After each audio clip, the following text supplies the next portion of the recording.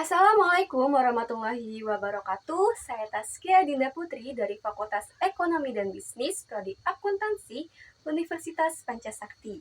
Di sini saya akan menjelaskan materi mengenai etika profesional yang merupakan salah satu dari mata kuliah Auditing 1. Nah, untuk etika profesional sendiri saya akan membagi sub-sub topik menjadi 4. Yang pertama ada etika dan profesional dalam gambaran umum, dilema etika dan kode etik profesi, etika profesi dalam auditing, dan terakhir adalah contoh soal kasus dari materi etika profesional. Kita masuk ke slide pertama. Di sini ada etika dan profesional. Etika secara umum adalah seperangkat prinsip moral yang berlaku luas, sementara etika secara khusus adalah aturan moral yang diterapkan dalam konteks tertentu seperti dalam profesi atau organisasi. Jadi kondisi dasar bagaimana manusia bertindak secara sistematis, bagaimana manusia mengambil keputusan etis, teori-teori etika, dan prinsip-prinsip moral dasar yang menjadi pegangan bagi manusia dalam bertindak, serta tolak ukur dalam menilai baik atau buruknya suatu tindakan. Lalu kita kembali ke profesional. Nah, profesional sendiri dibagi menjadi 5 bagian. Ada profesi, yaitu pekerjaan yang membutuhkan pengetahuan khusus dan pelatihan formal. Yang kedua, ada profesional. Nah, profesional adalah individu yang bekerja dalam profesi tersebut dan mengikuti standar serta kode etik profesi. Yang ketiga ada profesionalisme. Nah, ini adalah sikap dan perilaku yang menunjukkan komitmen terhadap nilai-nilai dan standar profesi. Lalu ada profesionalitas, adalah kualitas atau kompetensi yang ditunjukkan oleh seorang profesional dalam pekerjaannya. Terakhir ada profesionalisasi. Nah, ini adalah proses pengembangan atau pekerjaan menjadi profesi dengan meningkatkan standar pendidikan, pelatihan, dan regulasi. Setelah kita tahu mengenai etika dan profesional, nah kita bisa simpulkan. Etika profesional merupakan seperangkat prinsip dan aturan yang dikeluarkan oleh organisasi profesi untuk mengatur perilaku anggotanya dalam menjalankan praktek profesinya demi kepentingan masyarakat secara umum. Lalu ada tujuan utamanya. Nah, tujuan utamanya adalah untuk memastikan bahwa anggota organisasi profesi tersebut melakukan tugas mereka dengan integritas, kejujuran, keandalan, serta dengan memperhatikan kepentingan dan kesejahteraan masyarakat. Selanjutnya adalah dilema etika. Nah, dilema etika dalam profesionalitas merujuk pada situasi di mana seseorang harus membuat keputusan yang sulit antara dua atau lebih nilai prinsip etis yang saling bertentangan dalam konteks profesional mereka. Di sini ada beberapa contoh dari dilema etika. Yang pertama, kerahasiaan dan kewajiban melapor. Misal kita tahu rahasia pribadi seseorang yang jika diungkapkan dapat mencegah bahaya serius terhadap orang lain, tapi haruskah kita tetap menjaga kerahasiaan tersebut atau mengungkapkannya demi keselamatan orang lain? Yang kedua, kepentingan pribadi atau kepentingan umum. Saat kita memiliki informasi tentang proyek yang dapat menguntungkan kita secara pribadi, tapi merugikan kepentingan umum, haruskah kita tetap melanjutkan proyek tersebut untuk kepentingan pribadi atau menghentikannya demi kepentingan umum? Nah, selanjutnya ada tekanan eksternal dan standar etika. Misalnya ada seorang karyawan yang diberi instruksi oleh atasannya untuk menyembunyikan cacat produk agar memenuhi target penjualan. Namun tentu saja hal itu melanggar prinsip kejujuran dan tanggung jawab terhadap konsumen. Yang keempat, konflik kepentingan. Ada seorang politisi memiliki saham di perusahaan yang akan menguntungkan dari kebijakan yang diusulkannya. Tetapi kebijakan itu mungkin tidak sejalan dengan kepentingan masyarakat yang mereka wakili. Terakhir ada kualitas dan atau efisiensi. Ada seorang manajer restoran ingin meningkatkan efisiensi layanan dengan mengurangi jumlah koki. Namun hal ini bisa mengorbankan kualitas makanan yang disajikan kepada pelanggannya. Lalu untuk menghadapi dilema etika ini, para profesional bisa mengikuti langkah-langkah. Yang pertama, Identifikasi dilemanya, kenali masalah etika yang sedang dihadapi. Yang kedua, konsultasi kode etik.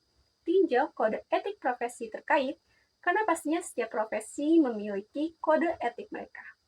Yang ketiga, buatlah keputusan. Pilih solusi yang paling etis dan bertanggung jawab. Keempat, dokumentasi. Catat proses pengambilan, keputusan, dan alasan di baliknya.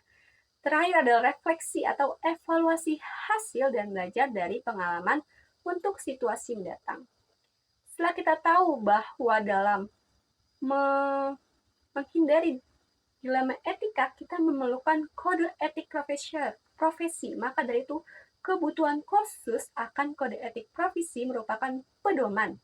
Karena kode etik sendiri adalah pedoman yang sangat penting dalam berbagai bidang pekerjaan. Kode etik ini membantu memastikan bahwa para profesional bertindak dengan integritas, tanggung jawab, dan keadilan dalam pekerjaan mereka. Karena inti dari kode etik profesi adalah memastikan bahwa profesional itu dapat dipercaya oleh klien dan masyarakat, serta dapat mempertahankan standar tinggi dalam praktek mereka. Karena para profesional memiliki panduan yang jelas tentang bagaimana harus berperilaku dalam berbagai situasi, dan juga membantu mereka menjalankan tugas dengan cara yang paling etis dan profesional. Kita tahu bahwa kode etik ada dalam semua profesi, maka etika profesional bagi praktik akuntan diatur dalam bentuk kode etik yang dikeluarkan oleh Ikatan Akuntan Indonesia atau IAI, yang mana sebuah organisasi profesi akuntan yang diakui secara resmi di Indonesia. Kode etik ini memberikan panduan tentang perilaku yang diharapkan dari para anggotanya dalam menjalankan praktek akuntansi. Nah, selain kode etik, ada juga standar akuntansi yang harus diikuti oleh para akuntan dalam menyusun standar akuntansi laporan keuangan entitas. Di Indonesia, standar-standar akuntansi ini diatur juga oleh Ikatan Akuntan Indonesia atau IAIN tadi, lalu oleh Badan Standar Akuntansi Keuangan atau BSAK yang sebelumnya dikenal sebagai Dewan Standar Akuntansi Keuangan. Setelah itu, di sini ada dua standar akuntansi yang penting di Indonesia. Ada standar pernyataan akuntansi keuangan atau PSAK. PSAK sendiri mengatur tentang penyusunan laporan keuangan entitas di Indonesia. Di sini mencakup prinsip-prinsip akuntansi yang harus diterapkan dan cara penyajian informasi laporan keuangan yang harus diikuti. Kedua, ada standar profesi akuntan publik atau SPAP. SPAP merupakan standar yang mengatur praktek akuntan publik di Indonesia. SPAP memberikan pedoman tentang cara pelaksanaan audit, termasuk audit keuangan dan audit atas laporan keuangan. Lanjut, di sini ada etika profesi dalam bidang auditing. Nah, di slide sebelumnya kita tahu bahwa dalam proses audit atau sebagai seorang auditor sudah diterapkan kode etik dan standar dalam melakukannya, yang mana sangat penting dalam mengatur perilaku auditor dalam menjalankan tugas mereka. Berikut ada beberapa etika profesi yang penting dalam auditing. Pertama, ada integritas, di mana auditor harus jujur dan konsisten dalam melakukan pekerjaannya. Yang kedua, objektivitas. Mereka harus tetap netral dan tidak memihak dalam mengevaluasi informasi. Yang ketiga, ada kompetensi. Auditor harus memiliki pengetahuan dan keterampilan yang memadai dalam bidangnya. Yang keempat, kerahasiaan. Mereka harus menjaga informasi yang mereka peroleh selama audit. Yang kelima, kepatuhan terhadap standar profesi. Auditor harus mengikuti standar etika dan praktek profesi yang berlaku. Yang keenam ada independensi. Di sini, auditor harus bebas dari pengaruh eksternal yang dapat mengganggu penilaian objektif mereka. Dan terakhir ada transparansi. Nah, auditor harus memberikan laporan yang jelas dan transparan tentang temuan mereka kepada manajemen dan pihak yang berkepentingan. Setelah kita mempelajari semua materi yang mengenai etika profesional, di sini ada contoh soal kasus mengenai etika profesional. Seorang auditor senior bekerja untuk sebuah firma akuntansi termuka.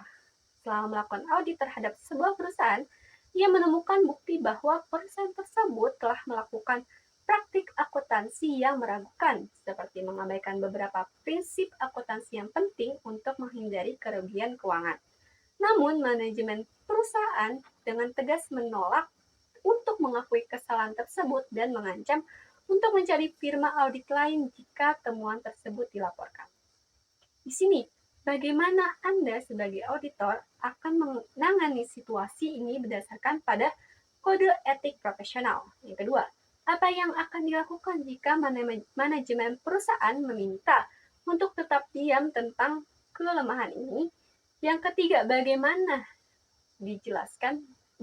Anda menjelaskan tindakan kepada manajemen tentang pertimbangan kode etik profesional?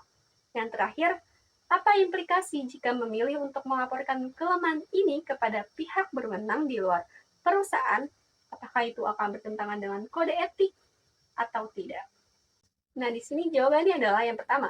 Seorang auditor harus mematuhi kode etik profesional dengan tetap menjaga independensinya dan melaporkan temuan yang tidak sesuai dengan standar akuntansi kepada manajemen perusahaan. Mereka harus menekankan pentingnya kejujuran dan integritas dalam pelaporan keuangan. Yang kedua, jika ditekan oleh manajemen perusahaan, seorang auditor harus tetap teguh pada prinsip-prinsip etis dan profesionalisme. Mereka dapat meminta bantuan dari atasannya atau komite etika perusahaan dan jika perlu mencari nasihat hukum. Yang ketiga, auditor dapat menjelaskan bahwa tindakan mereka didasarkan pada tanggung jawab profesional untuk memastikan akurasi dan kebenaran laporan keuangan serta mematuhi kode etik yang mengharuskan mereka untuk bertindak independen dan jujur. Terakhir, auditor memiliki kewajiban hukum dan etis untuk melaporkan temuan mereka kepada regulator atau otoritas terkait jika ada indikasi pelanggaran hukum atau standar profesi.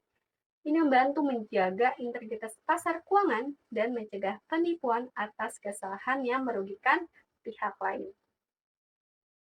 Mungkin itu saja materi mengenai etika profesional. Kurang lebihnya mohon maaf. Wabillahi taufiq wal hidayah. Wassalamualaikum warahmatullahi wabarakatuh.